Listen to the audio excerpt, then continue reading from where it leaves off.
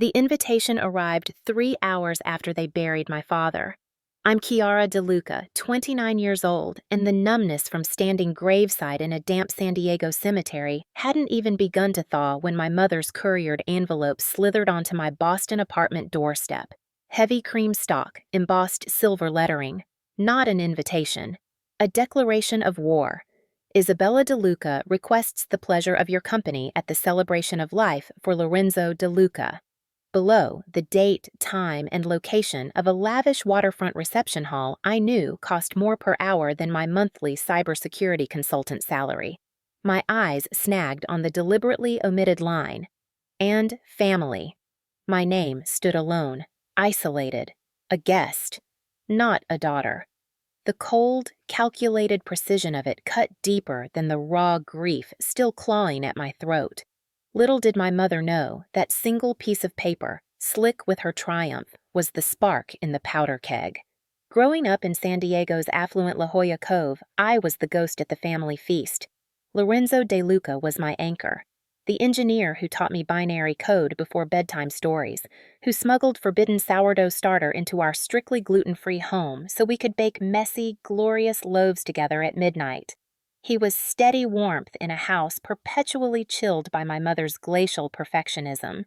Isabella DeLuca curated life like a museum exhibit, flawless surfaces hiding brittle foundations. Antonio, my older brother by 5 years, was her golden exhibit. Star athlete, Stanford Law, effortlessly mirroring her ambition. Me? I was the smudge on the glass, the inconvenient splash of color outside the lines. Forgotten parent-teacher conferences, my high school coding trophies gathering dust while Antonio's debate medals gleamed under spotlights. The constant, sighing refrain, "Why can't you be more like Antonio?" I carved my own path. Cybersecurity, Boston, distance. But Dad was the tether, our weekly video calls a lifeline across 3,000 miles. His minor heart attack 18 months ago shattered the illusion of permanence. I dropped everything, flew home, spent weeks navigating hospital corridors, and Isabella's barbed commentary disguised as concern. "You're disrupting his routine, Chiara. He needs quiet, not your energy." But Dad's grateful smile when I fixed his malfunctioning tablet, accessing his beloved architectural design software, was worth every poisoned dart. Watching him, suddenly fragile, I made a silent vow. His 60th birthday wouldn't be another Isabella production. It would be his dream. For 2 years, I bled myself dry. Senior consultants don't flaunt wealth. We exploit firewalls, not expense accounts. I lived on ramen and caffeine, funneling every bonus, every side hustle penny into a high-yield savings account labeled Italy.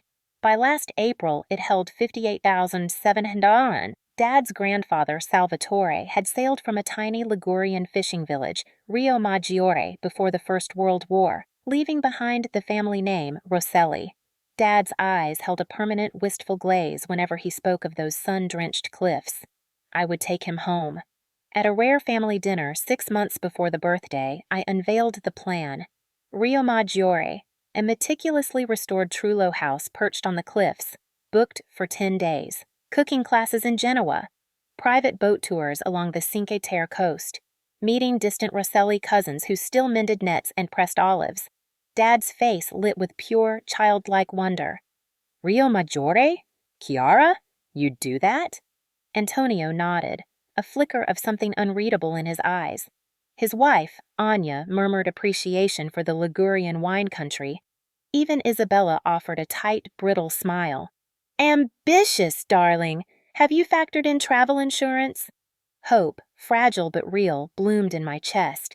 I should have seen the cracks. Isabella's sudden flurry of urgent charity galas coinciding with my planning visits. Antonio's texts growing terse, unanswered. "Busy trial prep, Liv. Handle it." Anya's vague assurances. "Whatever you plan will be lovely, Chiara." Only Dad remained constant. His Duolingo Italian progress reports a daily joy. "Ciao, bella Chiara. Oggi ho imparato scoglio. Rock. Perfetto. No?" 3 months out, the resistance solidified. Sunday dinner at the La Jolla mansion. Antonio and Anya arrived early. heads bent with Isabella in the sunken living room. Conversation died when I entered, thick with unspoken words. Dad was conspicuously absent. "Golfing with the club president," Isabella said airily, avoiding my gaze. "We thought it prudent to finalize birthday plans without burdening him."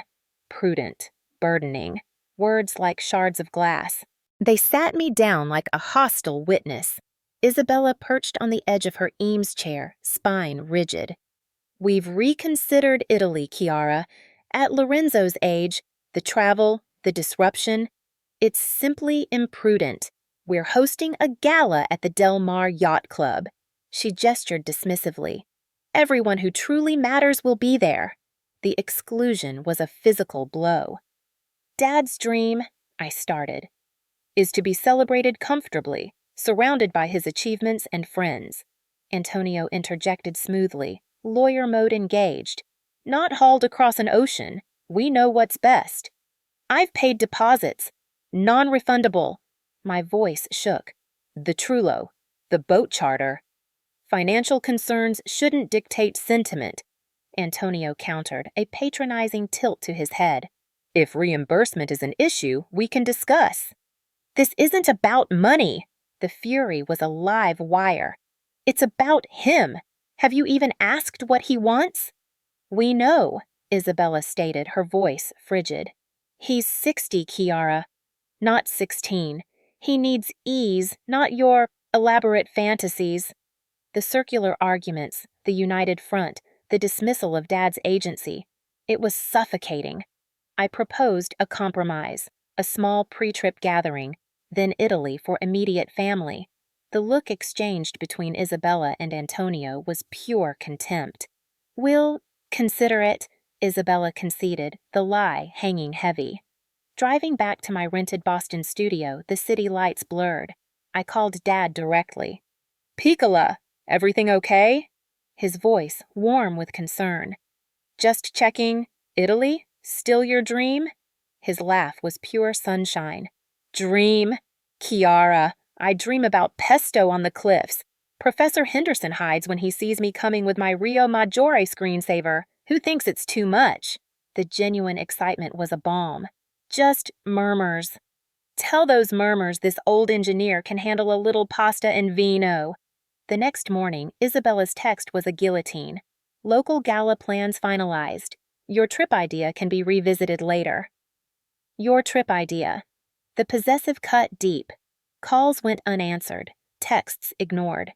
The silent treatment, Isabella's weapon of choice. A week later, suspicion gnawing, I drove unannounced to La Jolla on a blustery March Saturday. The street was choked with cars. Aunt Lydia's Lexus, Uncle Ben's Tesla, cousins from Fresno. My stomach lurched. No one had mentioned a gathering. Through the floor-to-ceiling windows, I saw them. A hive of activity.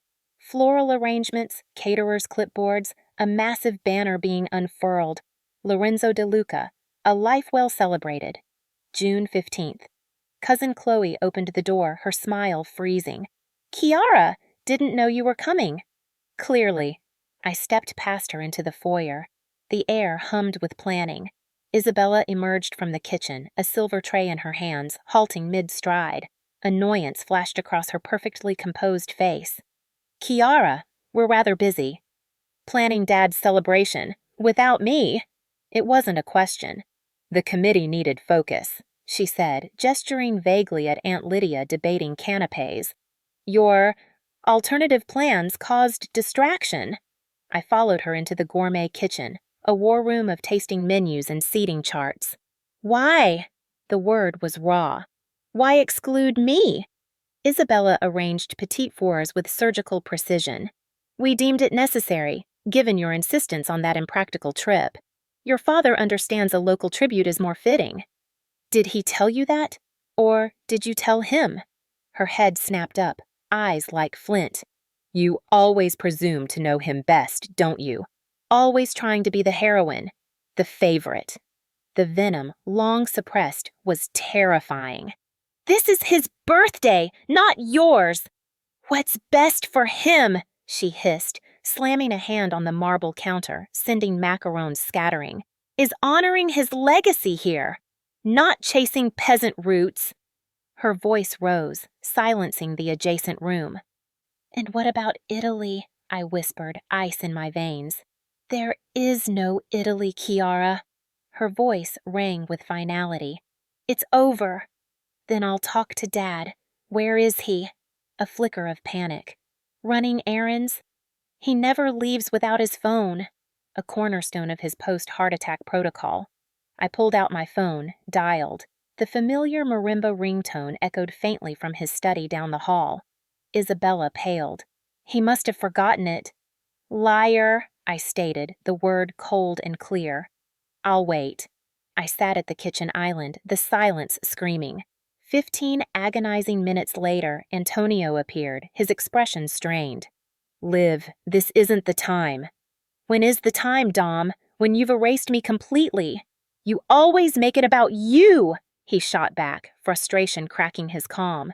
Acting like you're the only one who loves him. Dragging him to Italy isn't love, it's selfish.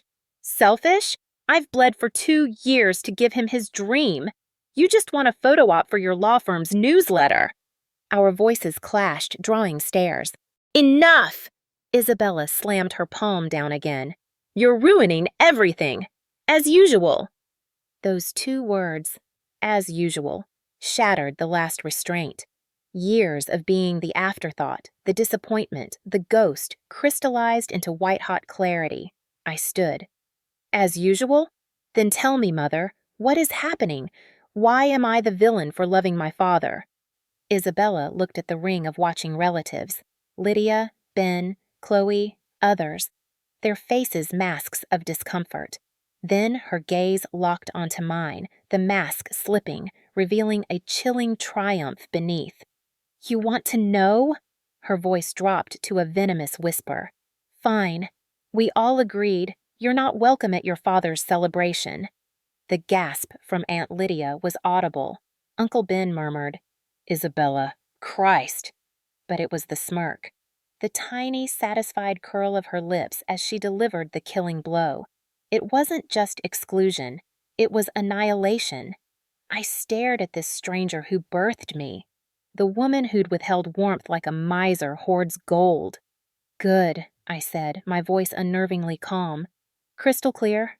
I walked out, through the silent staring gauntlet of family, out the heavy oak door. No one followed. No one called my name. The silence was my sentence. In my car, hands trembling violently on the wheel, I made 3 calls. First, to Signora Bianchi in Rio Maggiore. Mi dispiace, Signora Bianchi. Abbiamo un problema familiare. Dobbiamo cancellare. Her soft, disappointed sigh echoed down the line. Mi dispiace tanto, cara Chiara. La casa di Salvatore sarà vuota. Salvatore's house would be empty. Second, to the travel agency. Cancel everything. Flights, boat, tours. Third, to my bank. Transfer the entire $58,700 back to my core account. Each cancellation, each keystroke, felt like severing an artery. The dream bled out, but something else, cold and hard, began to crystallize in the hollow space it left. As I pulled away, I sent one text to Dad. I love you, Papa. I'm sorry I won't be at your celebration. I hope someday you understand.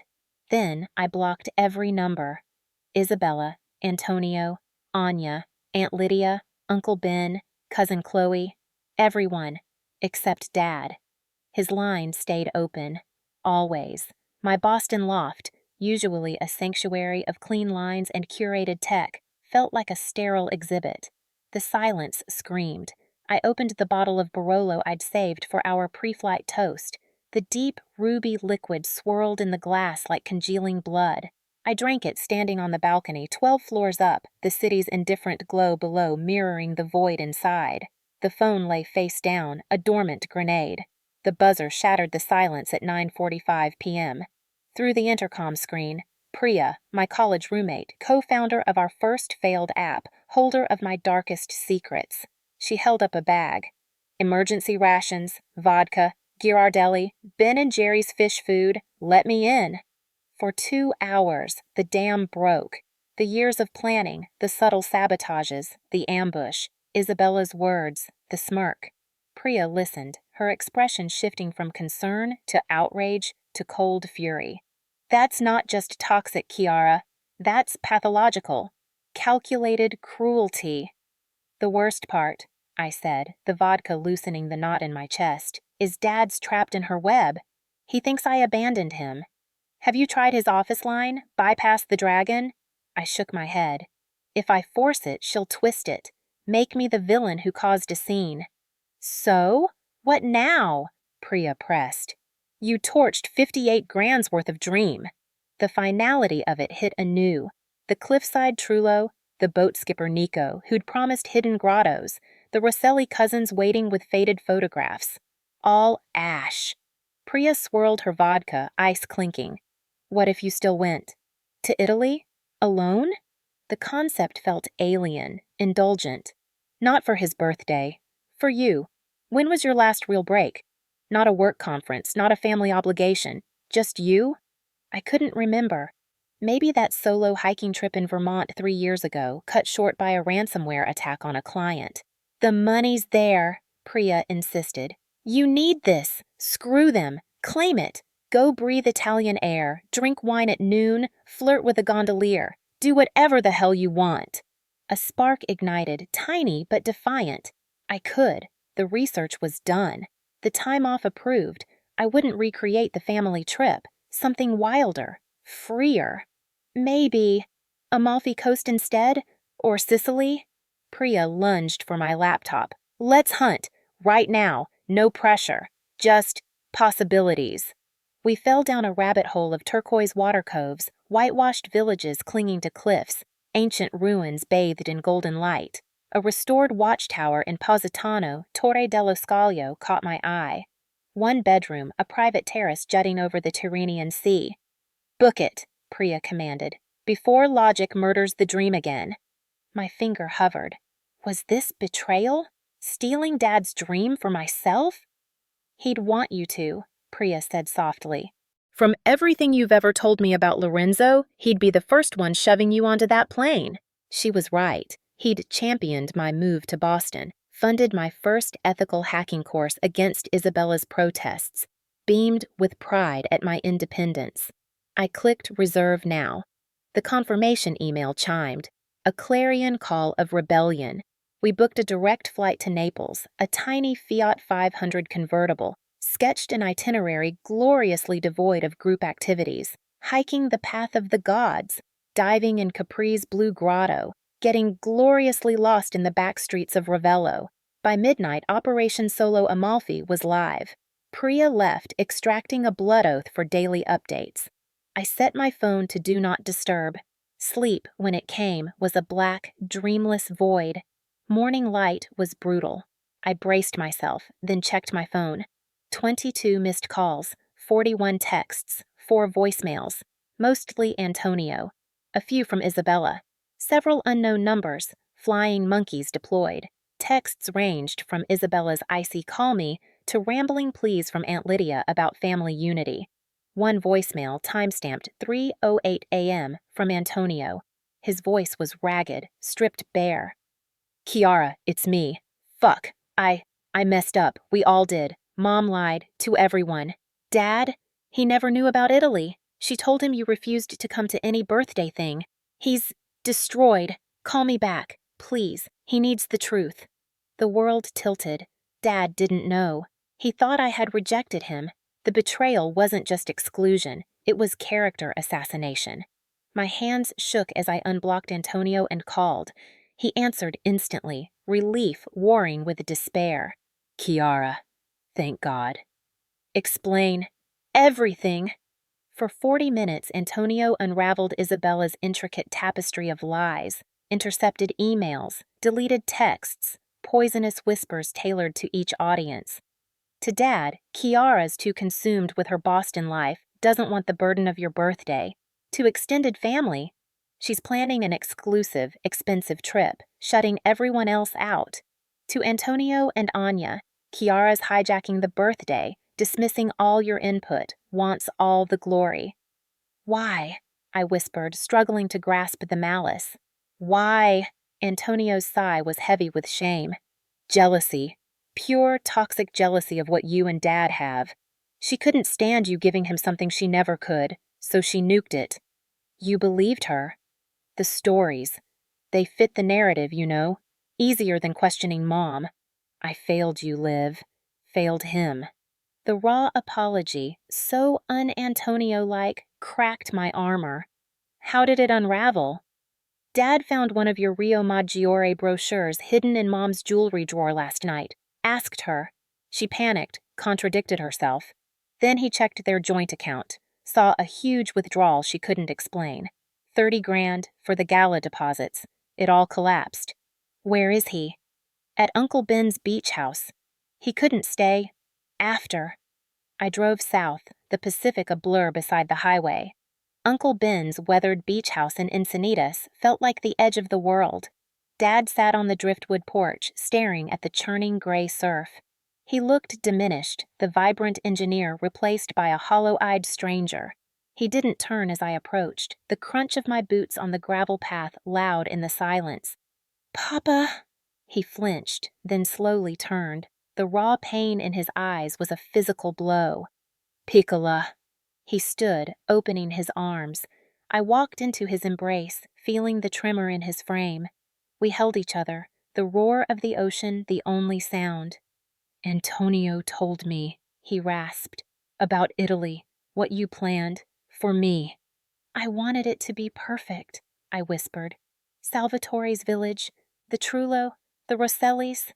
He tightened his hold. "It was perfect. The most beautiful thing anyone ever tried to give me." We sat on the sun-bleached steps. "I need to understand, Papa. Why?" He ran a hand over his face, suddenly ancient. "Isabella, her insecurities ran deeper than I knew. A lifetime of feeling secondary. To my work. To you. Especially to you. But this, the lies, turning Antonio against you, that's a sickness. Did you believe her? That I didn't want to celebrate you?" Agony twisted his features. "I questioned it, but weeks went by. No word from you about my birthday, avoiding the topic. And Mom, she's..." He trailed off, the unspoken persuasive hanging in the salt air. "She blocked me, Papa. Deleted emails, hid the brochures. I thought you knew." "I didn't," he said, voice thick. "Not until I found this."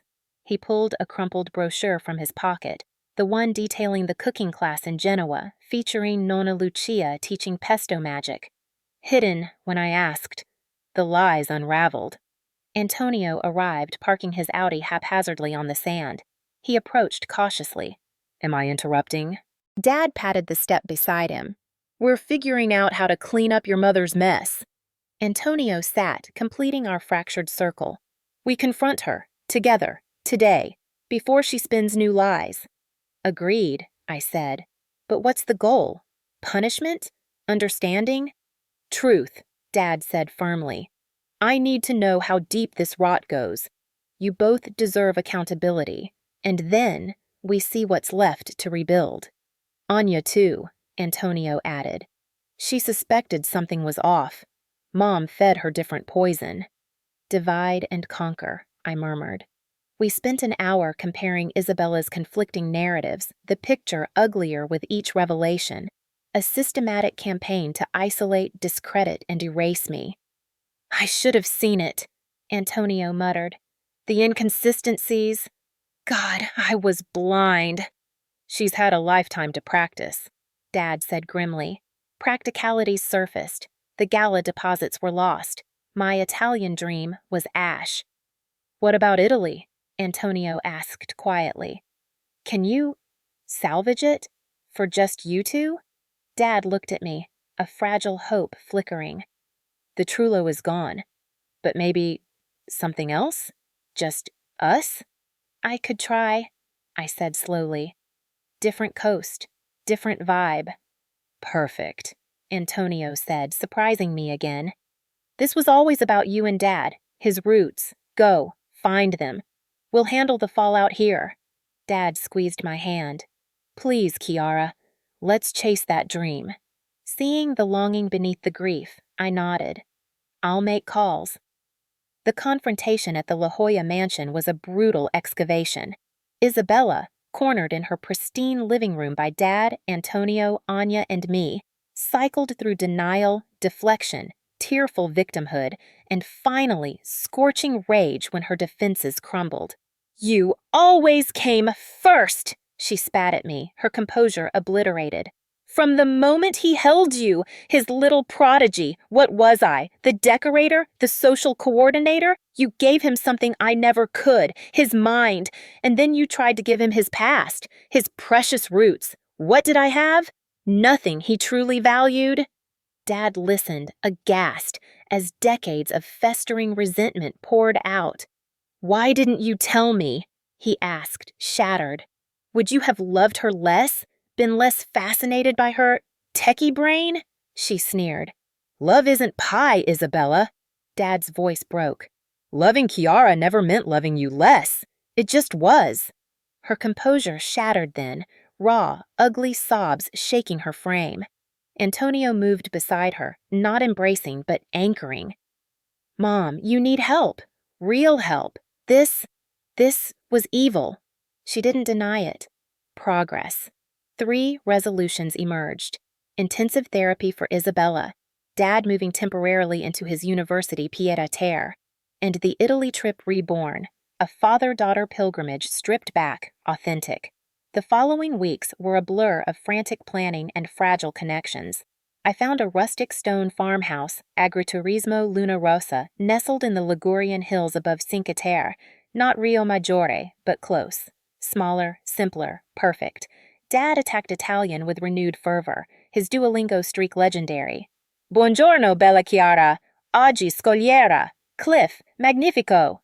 Antonio and I forged a tentative truce over weekly sushi, dismantling years of programmed rivalry. Anya became an unexpected ally, her quiet strength a balm. Isabella began therapy, the reports stark, revealing a childhood of emotional neglect fueling her pathological need for control. Understanding didn't excuse, but it made the abyss slightly less fathomable. 2 months later, Dad and I landed in Pisa, the Tuscan sun a warm embrace after the chill of betrayal. Agriturismo Luna Rosa was everything the corporate gala wasn't. Simple stone walls, terraced gardens heavy with lemons, the scent of rosemary and sea salt thick in the air. Maria, the owner, greeted us like long-lost family. "Benvenuti a casa, welcome home." The drive to Rio Maggiore 2 days later was a descent into ancestral memory. The village, a cascade of candy-colored houses tumbling down a cliff to a tiny harbor, was breathtaking. Dad fell silent, tears welling. The municipal records office was a cramped room smelling of old paper and dust. Signora Giovanna, the archivist, peered at our names. "Rosselli? Sì, Familia Rosselli, molto antica qui."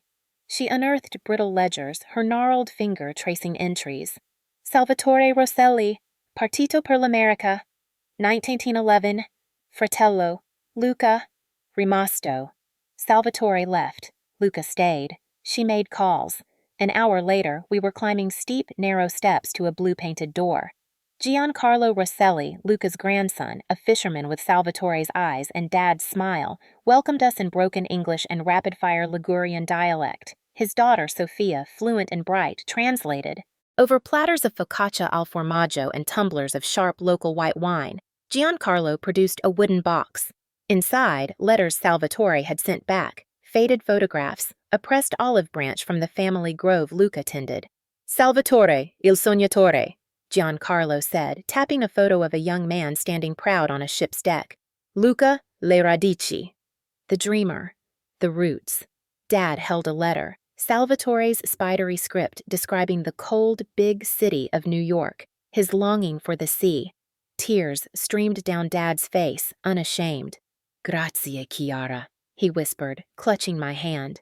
"Per tutto, for bringing me home." We spent days exploring, hiking the cliff paths between Rio Maggiore and Manarola, the sea exploding turquoise below. Dad befriended Maria's ancient nonna, learning the secret to perfect trofie al pesto in her smoky kitchen. We swam in hidden coves, sipped espresso in sun-drenched piazzas, talked for hours under star-drenched skies about engineering, family, loss, the future.